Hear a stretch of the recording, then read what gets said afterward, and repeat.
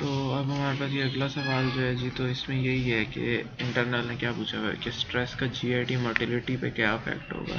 तो अब आपको पता है स्ट्रेस होता है तो आपके पास स्ट्रेस के अंदर कॉर्टिसोल रिलीज होता है। ठीक है, अभी जो कॉर्टिसोल के बहुत सारे काम होते हैं, इसमें से आपका एक मेजर काम इसका एक तो ये होता है कि इसने ना इसको ग्लूकोज को ना बचाना होता है, बॉडी के अंदर ग्लूकोज बढ़ानी होती है। ठीक है, अभी ग्लूकोज को बॉडी में किसी भी तरह बढ़ाता होता है। दूसरा इसका काम क्या होता है, इसने जाके ना अब आपके पास आपका सिंपैथेटिक सिस्टम जो है ना उसको कर देना है इसने एक्टिवेट, और जो आपके पास पैरासिम्पैथेटिक सिस्टम है ना उसको जाके कर देना है इनएक्टिवेट। अब जब सिंपैथेटिक सिस्टम जो है वो एक्टिवेट हो जाएगा ना, तो आपको पता है उससे क्या होगा, जाके जीआईटी जो होगी ना मोटिलिटी, वो आपके पास हो जाएगी इसकी जीआईटी मोटिलिटी बढ़ जाएगी यानी कम हो जाएगी।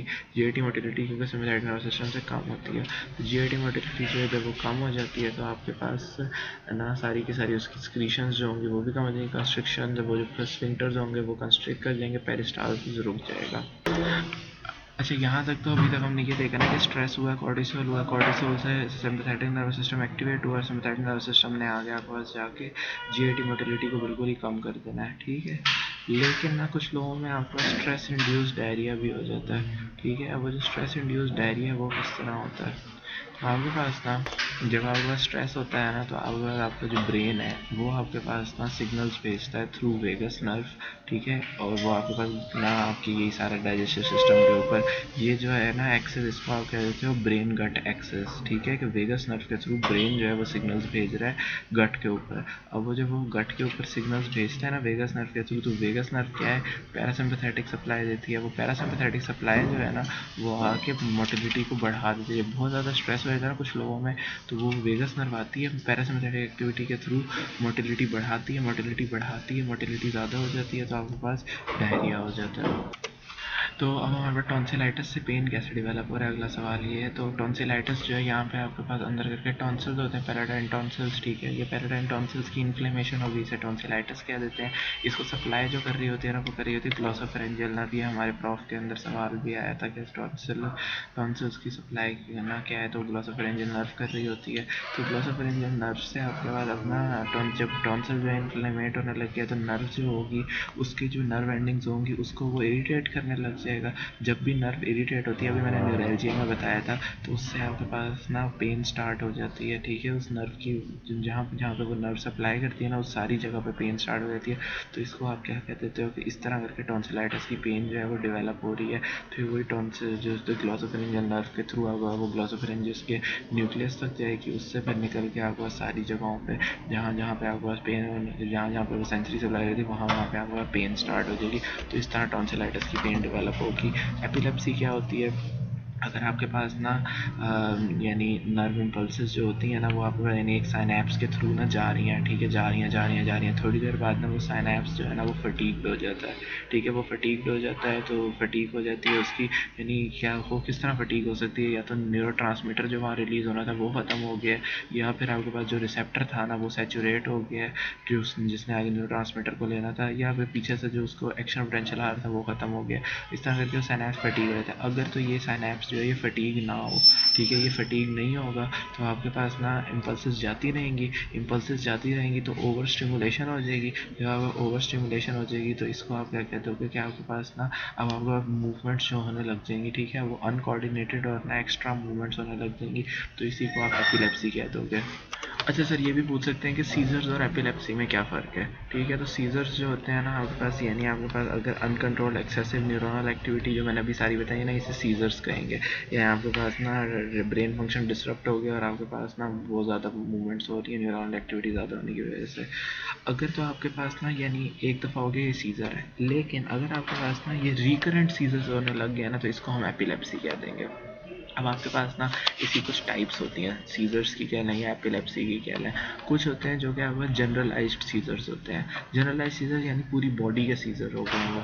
कुछ होते हैं जो कि पार्शियल सीजर होते हैं, किसी पर्टिकुलर पार्ट, फोकल सीजर्स भी इनको हम कह देते हैं। ठीक है, अब ये जो जनरलाइज्ड सीजर्स हैं ना ये आपके पास ना कुछ चार टाइप्स इसकी मजीद आगे होते हैं, उसमें से मेजर दो किताब में लिखी हैं, बाकी दो ऐसे मैं थोड़ा ऊपर से बताऊँगा।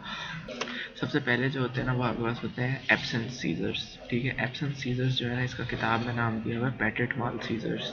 तो पेटेट माल सीजर्स जो है, इसके नाम से पता चल रहा है एब्सेंस सीजर। इसके अंदर ना आपके पास ना कोई भी वो मसल की ना बहुत ज़्यादा, जिस तरह आपको पता है मिर्गी के दौरे होते हैं, ये सब चीज़ें नहीं होती हैं इसमें। सिर्फ और सिर्फ ना आपके पास ना आप यानी अचानक से ना एक बंदे को ना स्टेयर करने लग गए हो और उसी के ऊपर अटक गए हो।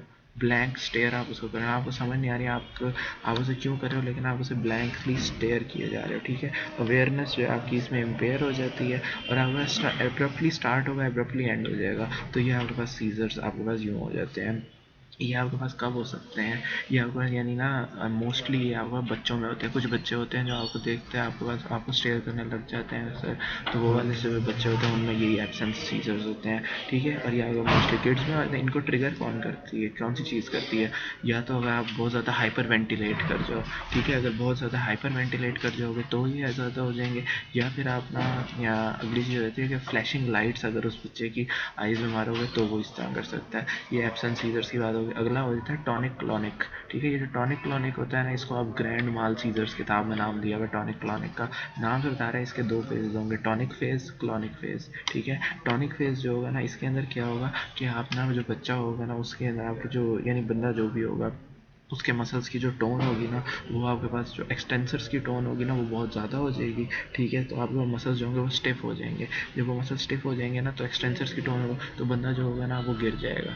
ठीक है, तो इसके अंदर फॉल भी हो सकती है। ठीक है, क्योंकि टोन ऑफ एक्सटेंसर बहुत ज़्यादा हो जाएगी और बंदा जो होगा ना इसके अंदर ना दर्द की वजह से ना करा रहा होगा, ग्रोन करेगा या क्राइंग आउट लाउड इस तरह कर रहा होगा। दूसरा होता है इसका क्लॉनिक फेज। क्लॉनिक फेज क्या होता है, और आपके पास आपको क्लोनस आपने पढ़ा हुआ होगा। क्लोनस क्या होता है कि यानी आपके पास ना जो जैसा नी जर्क हो रहा था, ठीक है, कि आपने यानी मारा आपने अपने पेट्रोल टेंडन पे, तो आपकी नी जो है वो आगे की तरफ होगी।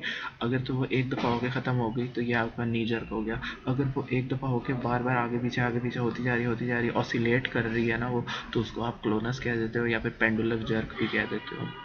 तो ये क्लोनस, तो ये क्लोनिक फेज जो होगा ना, इसके अंदर आपका ये जर्किंग होने लग जाएगी और तमाम चारों लिम्स की ना ट्विचिंग होना स्टार्ट हो जाएगी। ठीक है, तो वो जो चारों मसल्स की ट्विचिंग यानी चारों लिम्स की ट्विचिंग होके और यूँ आपके पास ना क्लोनस स्टेज के अंदर ये सब हो जाएगा। इसके अलावा कुछ एक्स्ट्रा चीज़ें भी इसमें हो सकती हैं, जिस तरह सियानोसिस स्टार्ट हो जाएगा बच्चे बंदे के अंदर। इसके अलावा सेलाइवेशन ज़्यादा हो जाएगी। आप इसी सब में ना अपनी ना टंग या फिर चीक की बाइट को बाइट भी कर सकते हो, या फिर आपको ना इनकॉन्टिनेंस भी स्टार्ट हो जाएगी, यानी आपका यूरिन या फिर ना स्टूल जो है वो आपका पास हो जाएगा इसी सब में। तो ये टॉनिक ना या ग्रैंड माल सीजर हो जाता है। इसके अलावा होता है मायोक्लॉनिक सीजर्स और एटॉनिक सीजर्स। और ये इतना ज़्यादा कोई इंपॉर्टेंट नहीं है, बस यही है कि किसी ना अगर आर्म या फिर लेग का ना अचानक से आपके पास ना सडन जर्किंग स्टार्ट हो जाए ना, इसको आप मायोक्लॉनिक सीजर्स कह दोगे। एटॉनिक सीजर्स क्या, यानी इसके अंदर आपके पास ना मसल टोन जो होगी अचानक से बिल्कुल ख़त्म हो जाएगी, तो ये एटॉनिक सीजर हो जाएंगे। इसके अंदर आपके पास ना क्या होता है कि बंदा जो होगा ना, यानी अचानक से टोन खत्म हो जाएगी तो वो गिर जाएगा पूरी तरह। ठीक है, तो इसको आप ड्रॉप अटैक भी कह सकते हो। ठीक है, इसमें पर्सन जो होगा वो नीचे की तरफ गिरेगा या फिर उसके हाथ से अचानक से टोन खत्म होगी तो चीज़ें नीचे की तरफ गिरना स्टार्ट हो जाएंगी।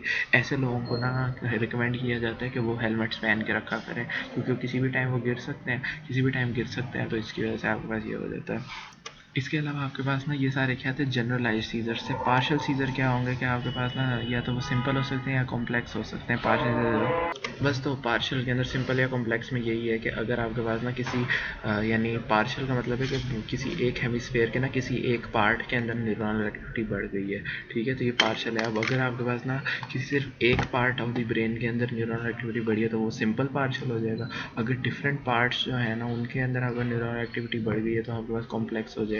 ठीक है, अब इसी के अंदर आपके पास यानी कॉम्प्लेक्स के अगर मैं वो बताऊँ फीचर्स कुछ, तो ये हो जाएगा कि यानी एक ना पर्सन जो है वो ना अचानक से ना डेज्ड और कंफ्यूज्ड फीलिंग उसे लगने लग गई है।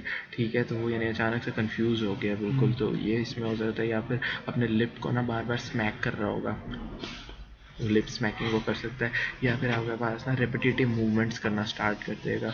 और जो दूसरा है आपके पास सिंपल वाला, उसमें आपके पास ना कोई भी सिम्टम्स आ जाएंगे, nausea, sudden and explained feeling उसको स्टार्ट हो जाएंगी। ठीक है, और सिंपल में पर्सन अवेयर होता है और कॉम्प्लेक्स के अंदर पर्सन जो है वो अपने ना उसकी अवेयरनेस जो होगी वो ऑल्टर होती रहती है। तो ये आपके पास सारी की सारी एपिलेप्सी हो गई है।